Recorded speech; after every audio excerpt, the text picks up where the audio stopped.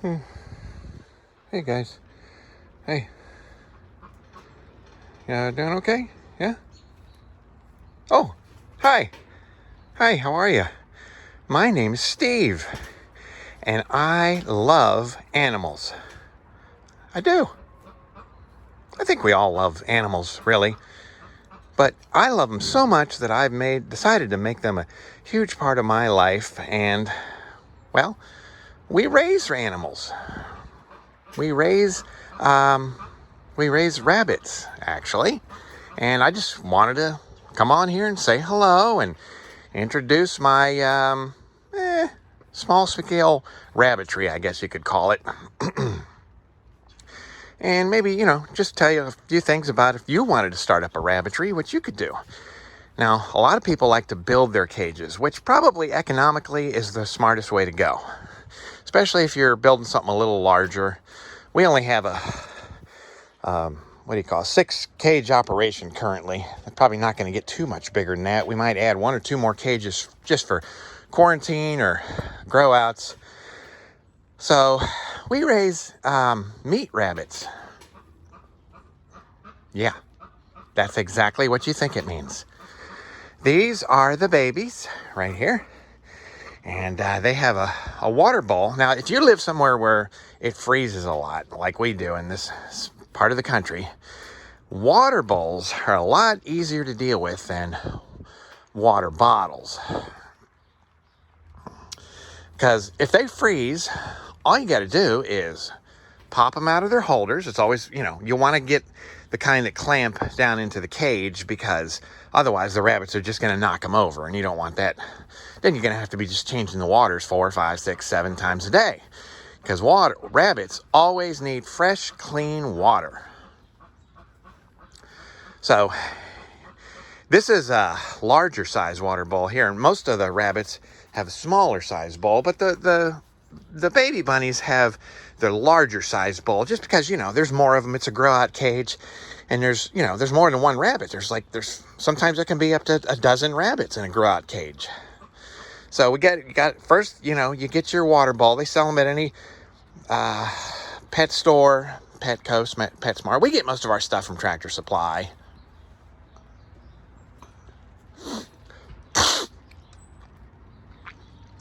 Anyway, and then if it freezes, they just snap right out of their little holders, and you can just bang them on the ground. We have these cement pavers in here. I was sort of in the middle of trying to create some sort of path out here for them. But you just whack them a couple times, knock that ice out, put some fresh water in there, and you're good to go. And see these giant PVC tubes? Cheapest thing you can buy. You can get those at any Home Depot, Lowe's, Ace Hardware, and that kind of stuff that sells PVC piping. And I got a couple of them. There's some down here.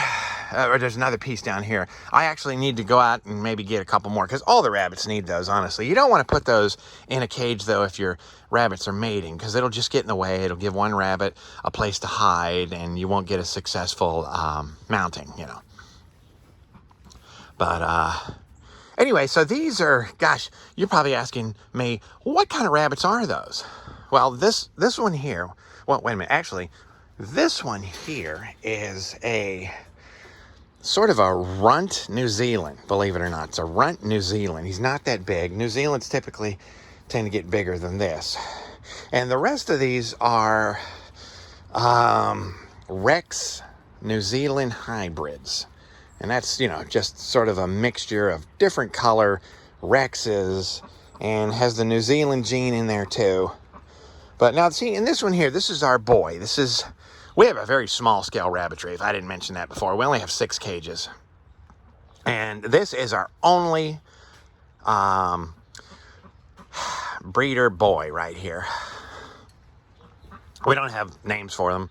I mean, if you want to name them, that's fine. But we don't. We love them, though. We love them just, as if they were pets, especially the breeders. I mean, we treat them with love and care. Anyway, here's a bottle here, and I like to keep that when it's not super cold. I like to keep that. Eventually I'll probably get more bottles just as a backup in the summertime, because they get really thirsty and they need. And then we also get the 1-liter bottles. You know, not the 2-liter that the Mountain Dew and all that come in, but the 1-liter makes the perfect size. It's not so big that it'll roll over on them when it's frozen and hurt them. And it's small enough for them to just nuzzle right up next to, almost bunny size. 1-liter bottle, and you put those in the freezer, and you have like a rotation of them, so you always have, that's for the summertime though, and that just helps keep them cool. And there's also a little nozzle setting on your hose. You can put it on mist, and they seem to love that. But you know, you only do that in the summer when it's really warm out. Give them a light mist. Try not to get their face. They don't like their face getting all wet. Would you? I wouldn't like that. Anyway, so these feeders, I guess they're called, I don't know what they're, hang-on feeders. These are the best right here. I love these little silver ones. We got the oversized ones for the grow-out cages just because they're bigger, but I'm not really liking the way that they are attached to the cage. They might need some readjusting because they shift in and out. But look at the little bunny. These are the babies. These are the babies. This is our first season, actually. So this is our first litter ever. These guys are going to be ready to go to freezer camp. Probably another 2 months, I'd say. They'll be about 3.5 months, almost 4 months old. They'll put on some substantial weight between now and then. What else all these cages here were all purchased at Tractor Supply. We did the hanging cages one year, but it just was aggravating. It was hard to get to. And I just like these cages because you can completely pull them out, disassemble, clean, maintenance service, each and every one. And if one rabbit freaks out, all the cages don't shake. You remember that? The hanging, I hate that because one rabbit would freak out and then all the other cages would swing. Well, I'm out of breath. Anyway, what else? What other tips? Oh, the tile. You'll see a tile. This just gives the adult rabbits and the babies a place to rest if they don't really feel like having their feet on the bars the whole time, you know. And then these are just pull-out trays. I empty these every day. They get full of poop and pee-pee, and you got to dump them out. You know, just dump them. And then you could use that for recycling. That's good to go for compost for gardens. It's not hot like chicken poop, so you can use rabbit poop right away. And it makes a great manure. What else? Oh, so they're in this tent. This is just sort of a cheapo tent. I paid less than $200 for it, Harbor Freight. And it's very minimal. We don't get a lot of extreme weather around here. We don't get hurricanes or tornadoes or anything like that. So far it's held up pretty good. We've had it up for going on a year. Haven't had any major issues. I put this plank of wood up because sometimes when it rains, water will build up, and I don't want the tent up there to sag and fill up with water and get the bunnies wet. So the wood kind of helps with that. What else? So, you know, fresh, clean water. You want to make sure they have fresh, clean water every day. Can't emphasize that enough.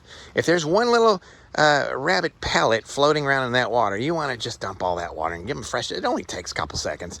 I know some of you all have the more elaborate water systems with the 5-gallon bucket and the tubing and all that, and I just haven't evolved that far yet, I guess you could say.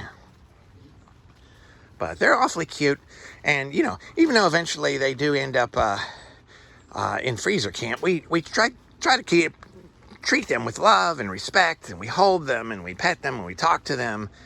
We just treat them great. We treat them absolutely great. And even on the day that they go to freezer camp, we want to make sure that they get everything that happens to them is swift, clean, ethical, as painless as possible. So we're not going to talk about exactly how we do that, not in this video anyway. But I'm trying to think of the only thing I don't like about these Tractor Supply cages is that they're a little hard to open and close.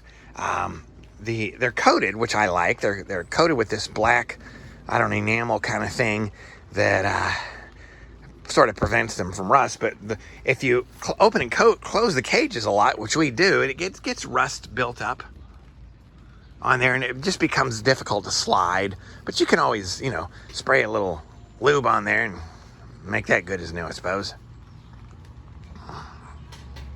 Anyway, that's our rabbits. We also raise chickens and ducks and pigs, and we'll do another video.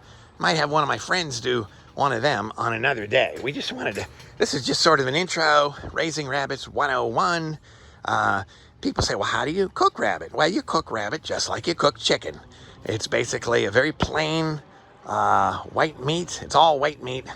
And any way you'd want to prepare chicken, you can do the same thing with rabbit. It's great, you know, slow cook it in a crock pot, or you can deep fry it. Oh man, that's good.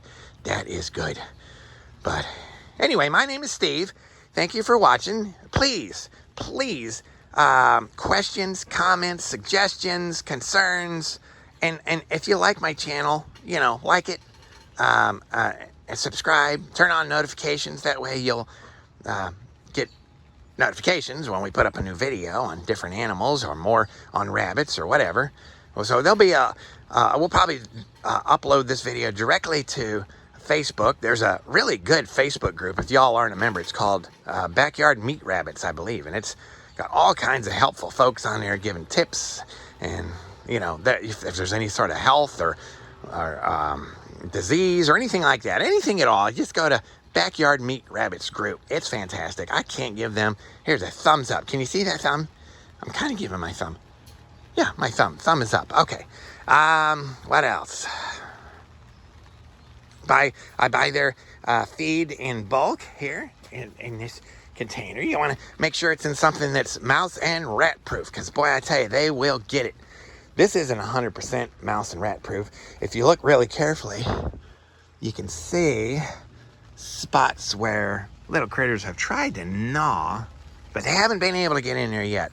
But all the other animals we have, the chickens and their ducks and the pigs, are all in a big aluminum trash can. So that's completely impenetrable by backyard vermin and rodents. So got their food there, and Purina is a good brand. I get just about everything we need. All their supplies and everything from Tractor Supply. I can't say enough good things about. I know some of you guys don't like Tractor Supply that much, but I really like them. They're good.